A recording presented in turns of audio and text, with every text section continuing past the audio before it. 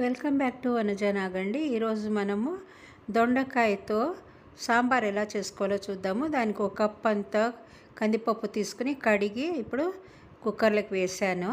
దాంతోపాటు చూడండి 2 ఆలులు తీసుకున్నాను చిన్నవి, మరి ఓ పావు కిలో అంతా దొండకాయలు, ఇవి 2 కూడా ఇలా ముక్కలు చేసేసుకున్నాను. అది కుక్కర్లో వేసేసాను. దీంతోపాటు టొమాటో కూడా 2 కట్ చేసింది వేసాను. ఒక పెద్ద ఉల్లిగడ్డ కట్ చేసిన దాన్ని వేసినానండి. పసుపు వేసేసుకుందాము. ఇప్పుడే కొద్దిగా పసుపు వేసి కారం వేస్తున్నా అండి. 2 స్పూన్లంతా సాంబార్ పొడి వేస్తున్నాను. నేను ఈ సాంబార్ పొడి ఇంట్లోనే చేసినానండి, దాన్నే వేస్తున్నాను నేను. తర్వాత చింతపండు రసం అండి, ఓ నిమ్మకాయ అంత చింతపండును పిండి ఆ జ్యూస్ కూడా ఇందులోకి వేసేసాను నేను. కరివేపాకు కూడా కొద్దిగా ఇలా వేసేసుకుందామండి. ఒక 7-8 ఆకులు కరివేపాకు ఉంటుంది.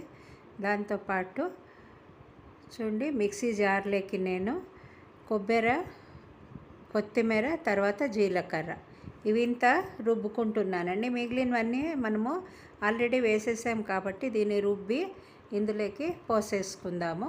ఇవన్నీ కలిపి ఒకటేసారి పెట్టేసేయచ్చండి కుక్కరు, అందుకని ఉప్పు కూడా వేసేస్తున్నాను. తర్వాత జార్ను కడిగిన నీళ్ళు ఇందులోకి పోసేద్దామండి. లేకపోతే కొబ్బరి అవన్నీ రుబ్బుకున్నదంతా వేస్ట్ అవుతుంది కదా, బయట పడేస్తే. అందుకని దీనికి తగినంత, అంటే ఇదంతా మునిగి ఒక అర్ధించు పైన నీళ్ళు ఉంటే చాలండి. అంత వేసినామంటే మనము కరెక్ట్ కన్సిస్టెన్సీ వస్తుంది. అంతకు ఉడికిందైనాక ఏమన్నా చాలా గట్టిగా ఉంది అనిపిస్తే మీకు కొద్దిగా మనము నీళ్లు వేసి మరీ ఉడికించుకోవచ్చండి. చాలా బాగుంటుంది ఫ్లేవర్. ఎప్పుడు మనము దొండకాయ కూరనే చేస్తాం కదండి సహజంగా, కానీ ఇలా సాంబార్ కూడా చేసుకున్నామంటే చాలా రుచికరంగా ఉంటుంది. అందులో ఇలా రుబ్బేసి చేసింటాం కాబట్టి చపాతీకి కానీ, దోశకి కానీ, ఇడ్లీకైనా, అన్నానికైనా చాలా రుచికరంగా ఉంటుందండి. మీరందరూ కూడా చేసి చూడండి. 2 విజిల్ దాకా కుక్కర్ ఉంచినామంటే చాలు. మనము ఇలా బాగా కలిపేసి తర్వాత కుక్కర్ మూత పెట్టి కుక్కర్ ఉంచేద్దాము. చూడండి చేతికి ఓ స్పూన్ అంత నూనె వేసుకుని ఇలా అంతా బాగా దానికి పూసేసినామంటే మనము పొంగకుండా ఉంటుందండి. ఇప్పుడు ఆల్రెడీ ఉడుకు పట్టింది ఇది. ఈ కుక్కర్ మూత ఉంచేద్దామండి. కొద్దిగా ప్రెషర్ పోవడానికి స్టార్ట్ అవగానే మనం ఇలా లిడ్ పెట్టేద్దాము. విజిల్ వచ్చినాక ఆఫ్ చేసి తర్వాత కొద్దిగా ప్రెషర్ అంతా పోయినాక తీద్దాం కుక్కరు.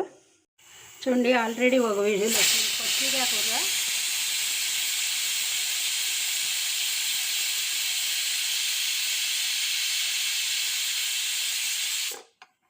కొద్దిగా కూడా నీళ్ళు కానీ ఏమీ బయట రాలేదు చూడండి. ఎందుకంటే మనం నూనె వేసినాం, కొద్దిగా పైన నూనె కూడా పూసినాం కదండి. ఇప్పుడు స్టవ్ ఆఫ్ చేసినాను నేను. 2 విజిల్ వచ్చేసింది, కానీ పైన చూడండి నీట్గానే ఉంది, కొంచెం కూడా నీళ్ళు బయటికి రాకుండా. ఇదొక టిప్పుగా మీరు వాడుకోవచ్చు. కుక్కరు ఇప్పుడు ప్రెషరు అంతా కూడా పోయేసిందండి. ఇప్పుడు తీస్తున్నాను మూతను నేను. చూడండి ఇప్పుడు మూత తీసేస్తున్నాను నేను. మూత తీసినాక చూస్తున్నారా ఎలా ఉందో, బాగా ఉడికిపోయిందండి. ముక్కలు ఆలును ఉడికిపోయింది, తర్వాత ఇది కూడా ఉడికిందండి. చూడండి ఎంత బాగుంది, గ్రేవీ గట్టిగానే ఉంది. మీకు ఇలాగే కావాలొస్తే ఏమన్నా చపాతీ వాటికి కూడా వేసుకొని తినేదాన్ని బాగుంటుంది. తర్వాత కొద్దిగా నీళ్లు వేసుకొని మనము అన్నము వాటికంతా వాడుకోవచ్చండి సాంబార్ లాగా. చూడండి ఇప్పుడు ఇలా కొద్దిగా గరిటెలో అలా ఆడించినామంటే ఎనిపినట్టు అయిపోతుంది. చాలా బాగుంటుందండి. చూస్తున్నారా ఎంత బాగుంది, కమ్మటి వాసన కూడా వస్తూ ఉందండి. చాలా రుచికరంగానే ఉంటుంది. మీరందరూ కూడా చేసి చూడండి, ఎలా వచ్చిందో కామెంట్లో పెట్టండి. లైక్ చేయండి, షేర్ చేయండి. కొత్త వాళ్ళు అయితే సబ్స్క్రైబ్ చేయడం మర్చిపోకండి. దీనికి ఇంకొంచెం నీళ్లు వేసుకుంటా అండి నేను.